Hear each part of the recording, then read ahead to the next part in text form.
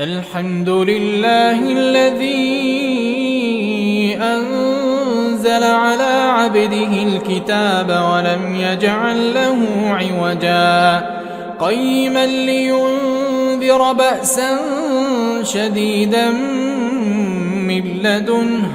ويبشر المؤمنين الذين يعملون الصالحات أن لهم أجرا حسنا ماكثين فيه أبدا وينذر الذين قالوا اتخذ الله ولدا ما لهم به من علم ولا لآبائهم كبرت كلمة تخرج من أفواههم إن يقولون إلا كذبا فلعلك باخع نفسك على آثارهم إن لم يؤمنوا بهذا الحديث أسفا إنا جعلنا ما على الأرض زينة لها لنبلوهم أيهم أحسن عملا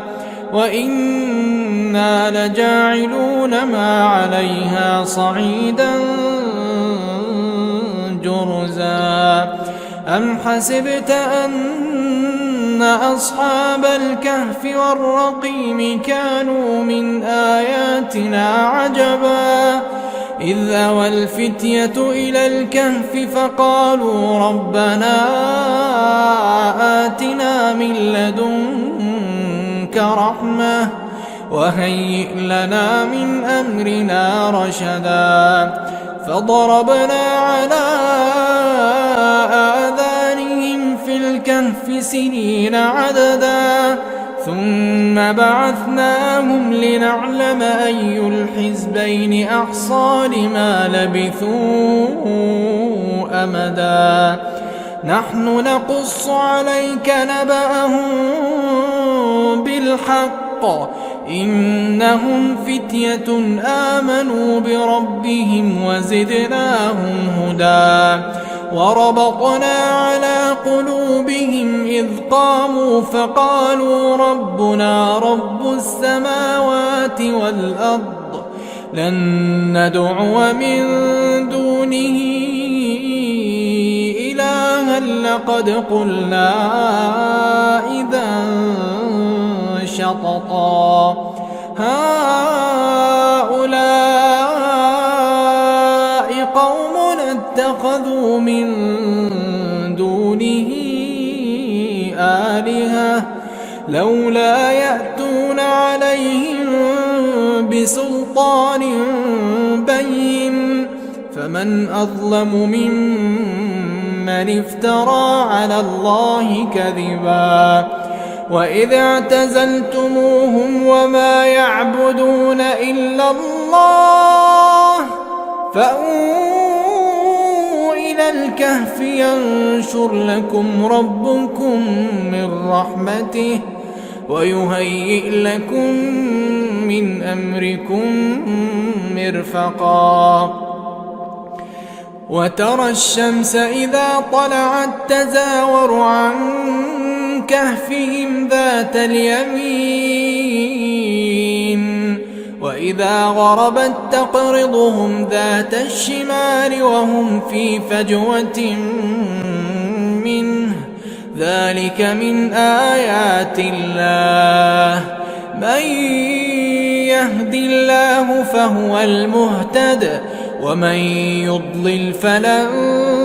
تجد له وليا مرشدا وتحسبهم أيقاظا وهم رقود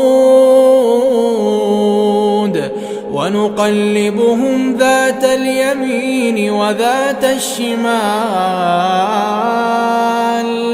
وكلبهم باسط ذراعيه بالوصيد لو اطلعت عليهم لوليت منهم فرارا ولملئت منهم رعبا وكذلك بعثناهم ليتساءلوا فحالوا بينهم. قال قائل منهم كم لبثتم؟ قالوا لبثنا يوما أو بعض يوم. قالوا ربكم أعلم بما لبثتم فابعثوا أحدكم بورقكم هذه إلى المدينة فلينظر أيها أزكى طعاما فليأتكم برزق منه وليتلطف ولا يشعرن بكم أحدا. إنهم إن يظهروا عليكم يرجموكم أو يعيدوكم في ملتهم ولن تفلحوا إذا أبدا. وكذلك أعثرنا عليهم ليعلموا أن وعد الله حق وأن الساعة لا ريب فيها إذ يتنازعون بينهم أمرهم فقالوا ابنوا عليهم بنيانا ربهم أعلم بهم. قال الذين غلبوا على أمرهم لنتخذن عليهم مسجدا. سيقولون ثلاثة رابعهم كلبهم ويقولون خمسة سادسهم كلبهم رجما بالغيب ويقولون سبعة وثامنهم كلبهم قل ربي أعلم بعدتهم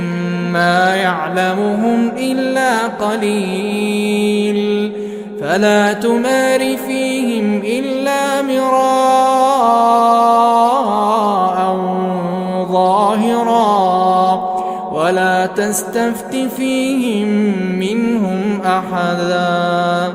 ولا تقولن لشيء إني فاعل ذلك غدا إلا أن يشاء الله. واذكر ربك إذا نسيت وقل عسى أن يهديني ربي لأقرب من هذا رشدا. ولبثوا في كهفهم 300 سنين وازدادوا 9 قل الله أعلم بما لبثوا له غيب السماوات والأرض أبصر به وأسمع ما لهم من دونه من ولي ولا يشرك في حكمه أحدا. واتل ما أوحي إليك من كتاب ربك لا مبدل لكلماته ولن تجد من دونه ملتحدا. واصبر نفسك مع الذين يدعون ربهم بالغداة والعشي يريدون وجهه ولا تعد عيناك عنهم تريد زينة الحياة الدنيا ولا تطع من أغفلنا قلبه عن ذكرنا واتبع هواه وكان أمره فرطا. وقل الحق من ربكم فمن شاء فليؤمن ومن شاء فليكفر. إنا أعتدنا للظالمين نارا أحاط بهم سرادقها وإن يستغيثوا يغاثوا بماء كالمهل يشوي الوجوه بئس الشراب وساءت مرتفقا. إن الذين آمنوا وعملوا الصالحات إنا لا نضيع أجر من أحسن عملا أولئك لهم جنات عدن تجري من تحتهم الأنهار يحلون فيها من أساور من ذهب ويلبسون ثيابا خضرا من سندس واستبرق متكئين فيها على الأرائك نعم الثواب وحسنت مرتفقا واضرب لهم مثلا الرجلين جعلنا لأحدهما جنتين من أعناب وحففناهما بنخل وجعلنا بينهما زرعا كلتا الجنتين آتت أكلها ولم تظلم منه شيئا وفجرنا خلالهما نهرا وكان له ثمر فقال لصاحبه وهو يحاوره أنا أكثر منك مالا وأعز نفرا ودخل جنته وهو ظالم لنفسه قال ما أظن أن تبيد هذه أبدا وما أظن الساعة قائمة ولئن رددت إلى ربي لأجدن خيرا منها منقلبا قال له صاحبه وهو يحاوره أكفرت بالذي خلقك من تراب ثم من نطفة ثم سواك رجلا لكن هو الله ربي ولا أشرك بربي أحدا ولولا إذ دخلت جنتك قلت ما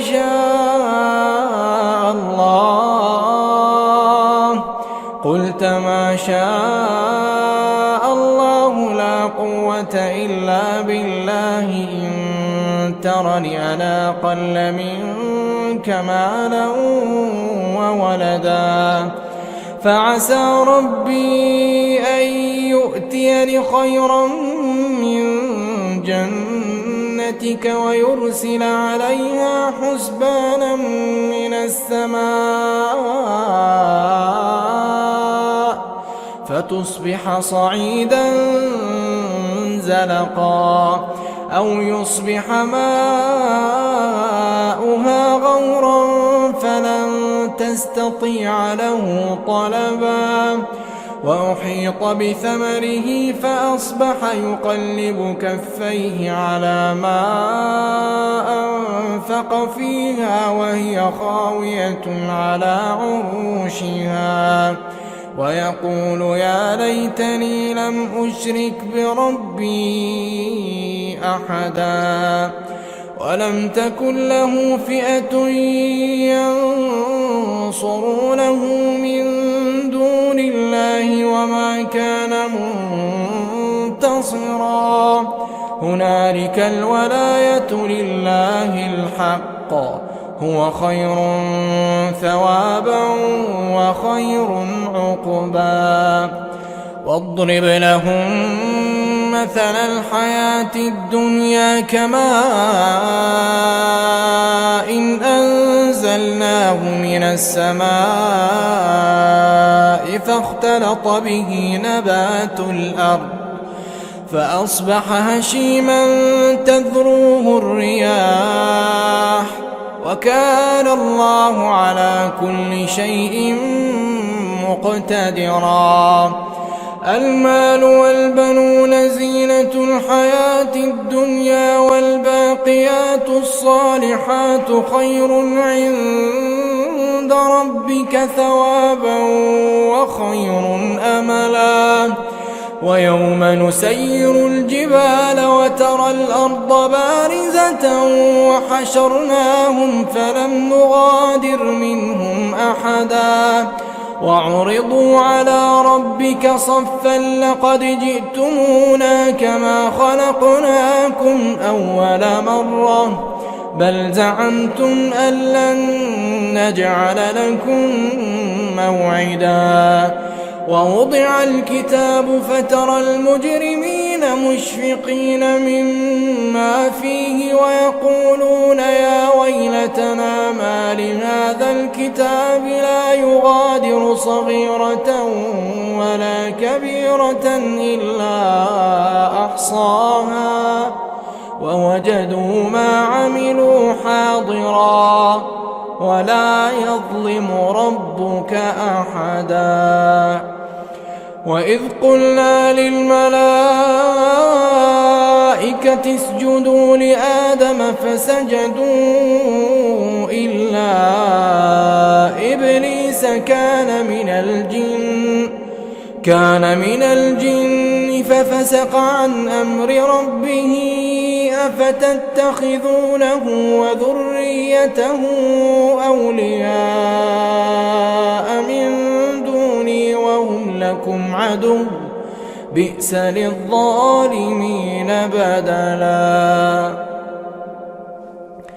ما أشهدتهم خلق السماوات والأرض ولا خلق أنفسهم وما كنت متخذ المضلين عضدا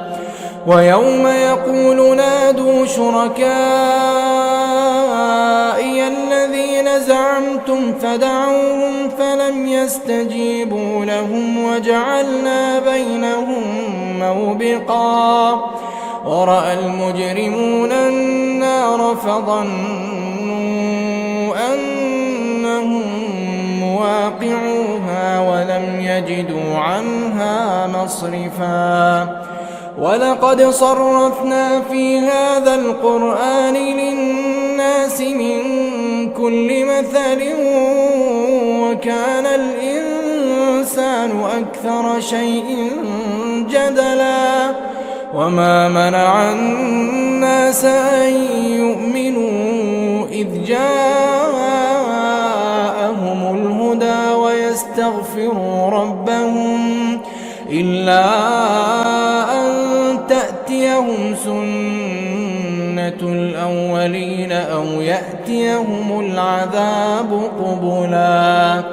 وما نرسل المرسلين إلا مبشرين ومنذرين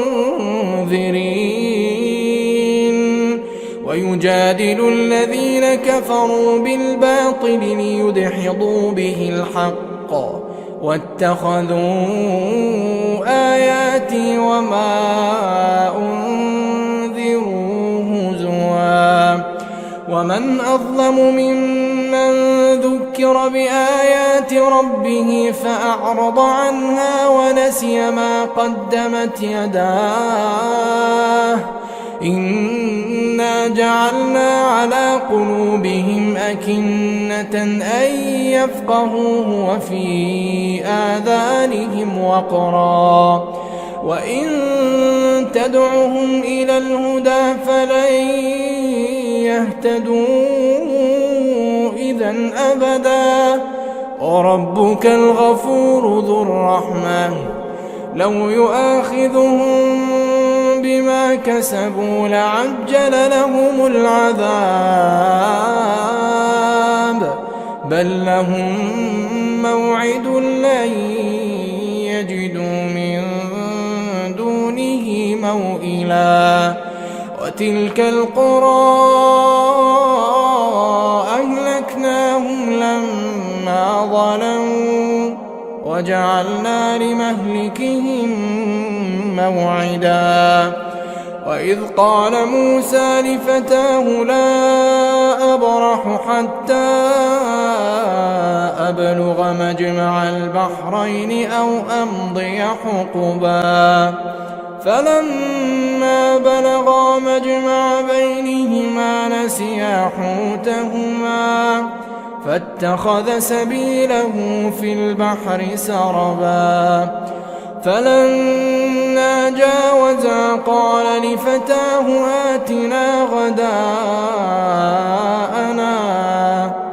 آتنا غداءنا لقد لقينا من سفرنا هذا نصبا قال أرأيت إذ أوينا إلى الصخرة فإني نسيت الحوت وما أنسانيه إلا الشيطان أن أذكره واتخذ سبيله في البحر عجبا قال ذلك ما كنا نبغي فارتدا على آثارهما قصصا فوجدا عبدا من عبادنا آتيناه رحمة من عندنا وعلمناه من لدنا علما قال له موسى هل أتبعك على أن تعلمني مما علمت رشدا قال إنك لن تستطيع معي صبرا وكيف تصبر على ما لم تحط به خبرا قال ستجدني إن شاء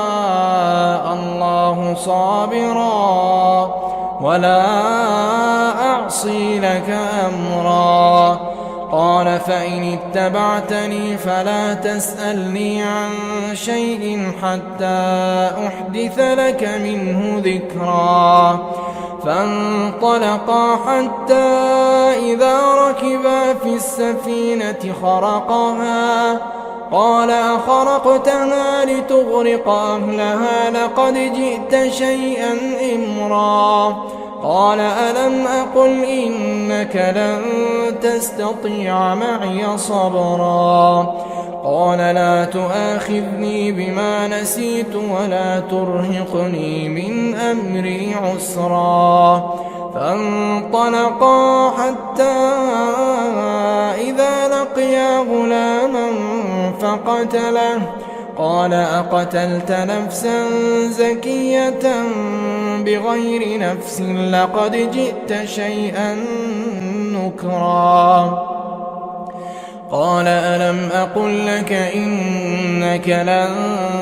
تستطيع معي صبرا قال إن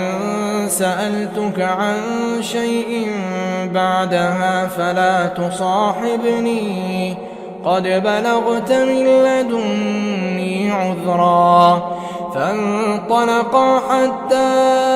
إذا أتيا أهل قرية استطعما أهلها فأبوا أن يضيفوهما فوجدا فيها جدارا يريد أن ينقض فأقامه قال لو شئت لاتخذت عليه أجرا قال هذا فراق بيني وبينك سأنبئك بتأويل ما لم تستطع عليه صبرا أما السفينة فكانت لمساكين يعملون في البحر فأردت أن أعيبها وكان وراءهم ملك يأخذ كل سفينة غصبا وأما الغلام فكان أبواه مؤمنين فخشينا أن يرهقهما طغيانا وكفرا فأردنا أن يبدلهما ربهما خيرا منه زكاة وأقرب رحما وأما الجدار فكان لغلامين يتيمين في المدينة وكان تحته كنز لهما وكان أبوهما صالحا فأراد ربك أن يبلغا أشدهما ويستخرجا كنزهما رحمة من ربك وما فعلته عن أمري ذلك تأويل ما لم تسطع عليه صبرا ويسألونك عن ذي القرنين قل سأتلو عليكم منه ذكرا إنا مكنا له في الأرض وآتيناه من كل شيء سببا فأتبع سببا حتى إذا بلغ مغرب الشمس وجدها تغرب في عين حمئة ووجد عندها قوما قلنا يا ذا القرنين إما أن تعذب وإما أن تتخذ فيهم حسنا قال أما من ظلم فسوف نعذبه ثم يرد إلى ربه فيعذبه عذابا نكرا وأما من آمن وعمل صالحا فله جزاء الحسنى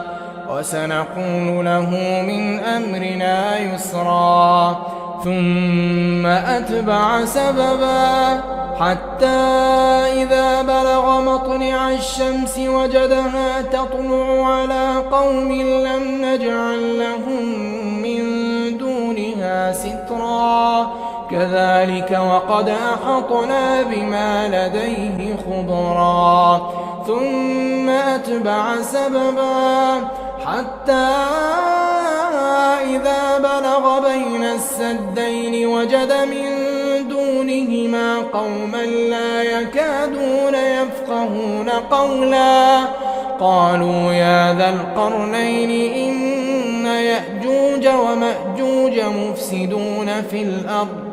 فهل نجعل لك خرجا على أن تجعل بيننا وبينهم سدا قال ما مكني فيه ربي خير فأعينوني بقوة أجعل بينكم وبينهم ردما آتوني زبر الحديد حتى إذا ساوى بين الصدفين قال انفخوا حتى إذا جعله نارا قال آتوني أفرغ عليه قطرا فما استطاعوا أن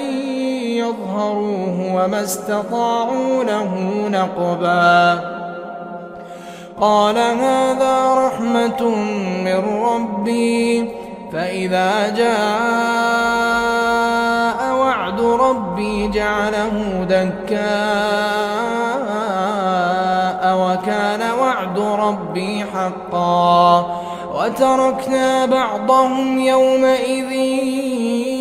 يموج في بعض ونفخ في الصور فجمعناهم جمعا وعرضنا جهنم يومئذ للكافرين عرضا الذين كانت أعينهم في غطاء عن ذكري وكانوا لا يستطيعون سمعا أفحسب الذين كفروا أن يتخذوا عبادي من دوني أولياء إنا أعتدنا جهنم للكافرين نزلا قل هل ننبئكم بالأخسرين أعمالا الذين ضل سعيهم في الحياة الدنيا وهم يحسبون أنهم يحسنون صنعا أولئك الذين كفروا كفروا بآيات ربهم ولقائه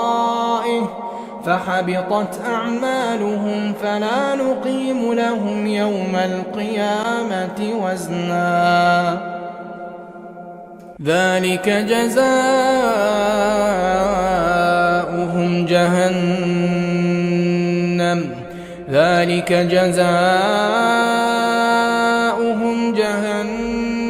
بما كفروا واتخذوا آياتي ورسلي هزوا إن الذين آمنوا وعملوا الصالحات كانت لهم جنات الفردوس نزلا خالدين فيها لا يبغون عنها حولا قل لو كان البحر مدادا لكلمات ربي لنفد البحر قبل أن تنفد كلمات ربي ولو جئنا بمثله مددا قل إنما أنا بشر مثلكم يوحى إلي أنما إلهكم إله واحد فمن كان يرجو لقاء ربه فليعمل عملا